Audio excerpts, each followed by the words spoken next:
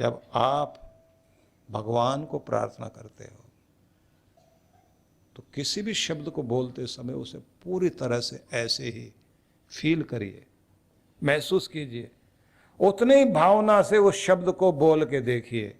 और जब खुद संकल्प करते हैं मैं ये करूँगा, तो पहले तैयारी कर लो, उसी पूरी भावना के साथ पूरे अच्छी तरीके से चीख कर कहो मैं ये कर रहा हूँ, सुन ले पूरा संसार, सुन ले पूरा ब्रह्मांड, मैं ये होने चला हूँ आज। जितनी भावना से बोलोगे तो यहाँ की तरंगे ब्रह्मांड तक जाएंगी, और जो देव शक्तियाँ पूरे संसार में फैली हुई हैं फिर वो आपकी उस आवाज़ को पकड़कर और वही चीज़ें आप तक लौट आने लग जाएगी। इसलिए ध्यान रखिए, जो आप पाना चाहते हैं इतनी भावना से, इतनी शिद्दत से उसे कहो कि भगवान देने के लिए मजबूर हो जाए और मिलेगा।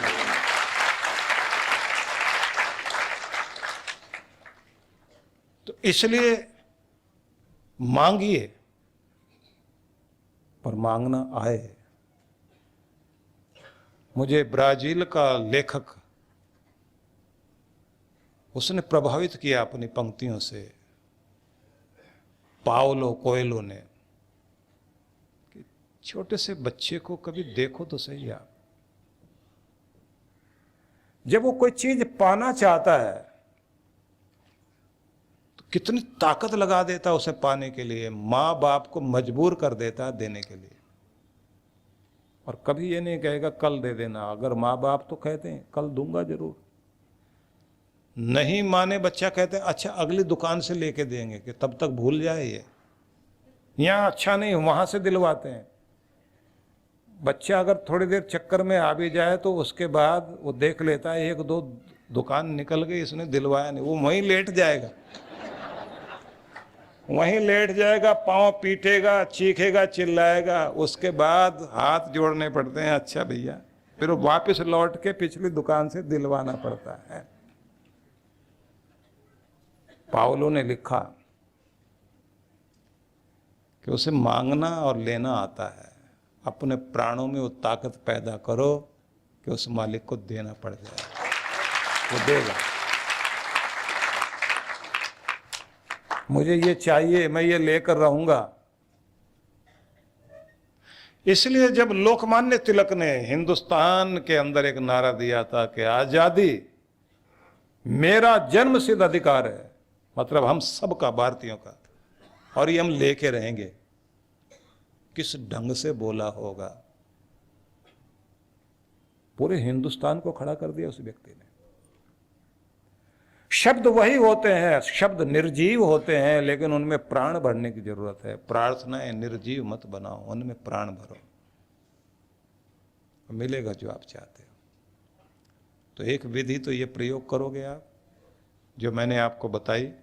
मैं फिर से वापस चलता हूँ, जो आपको बताता रहा हूँ, रिवीजन करा दूँ। रिवाइज कराना, एग्जाम्स के टाइम चल रहा है, तो रिवाइज ये कराता हूँ कि आपके मन मस्तिष्क में हर दिन 50 से 60 हजार विचार आते हैं, जिनमें 80-90% नकारात्मक नेगेटिव थॉट्स आते हैं। उनमें डर, चिंता, निराशा, दबाव, तनाव के विचार अधिक होते हैं, जिसके कारण आप सारा दिन नकारात्मक चीज़ें सोचते हैं। इसलिए आपका परिवेश, आपका वातावरण डर का, चिंता का, तनाव का, दुख का, गरीबी का, परेशानी का, बीमारी का बन जाता है। आपको आज से अपने विचार बदलने हैं।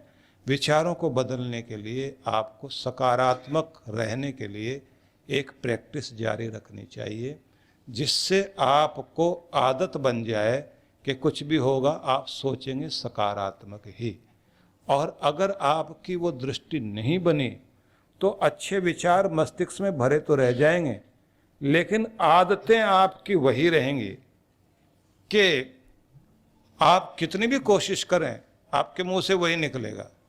जो मैं एक उदाहरण दिया करता हूँ ना, वो इसलिए देता हूँ कि जिससे लोगों को ये याद रहे कि हम कहीं ऐसे तो नहीं हैं कि दिवाली के समय में भिखारी के बच्चे और भिखारी लक्ष्मी माता के आगे प्रार्थना कर रहे हैं, भगवान हमें एक कार दे देना, लक्ष्मी माता हमें कार दे देना, और बच्चों ने तुरंत बोल दिया हाँ फिर हम कार में बैठ के भीख मांगा करेंगे।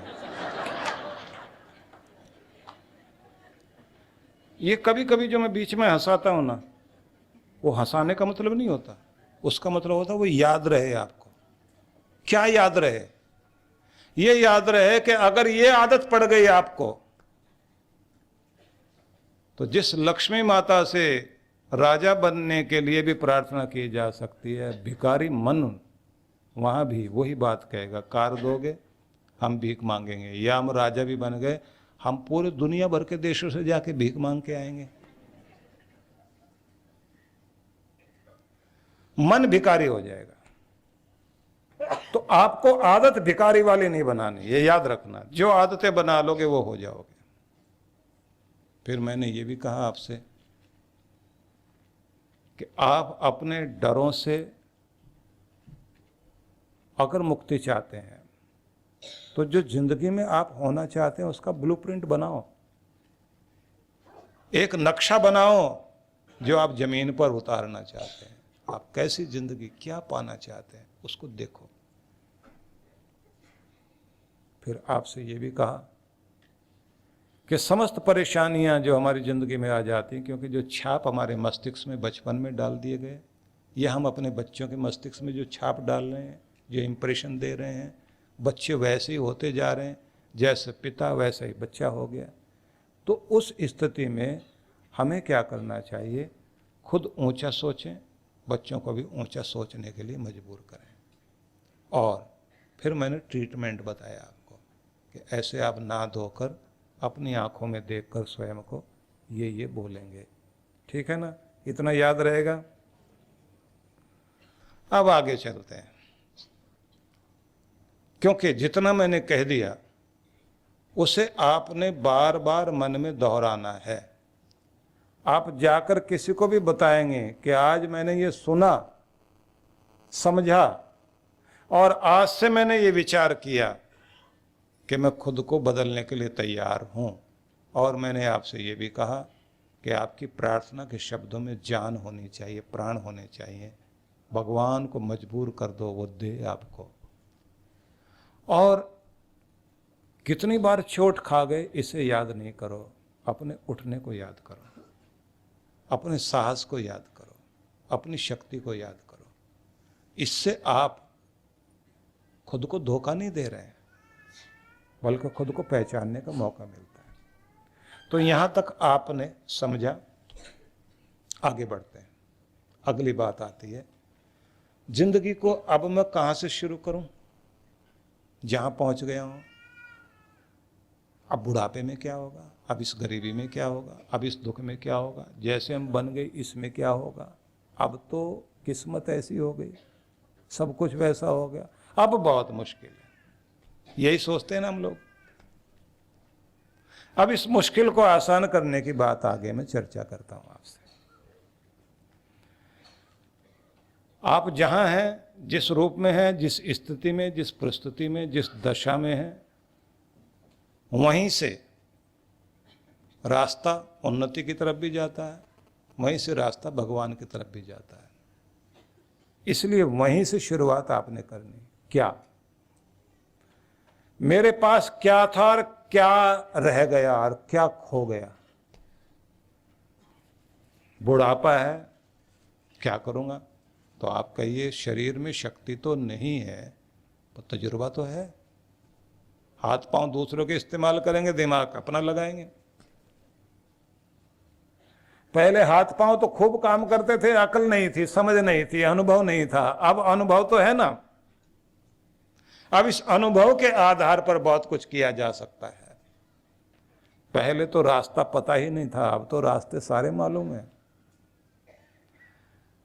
अब तक हम काम मजदूरों की तरह करते थे, अब मालिक की तरह करेंगे। अब दूसरों को साथ लेकर के काम करेंगे, अब दूसरों के हाथ पांव इस्तेमाल करेंगे।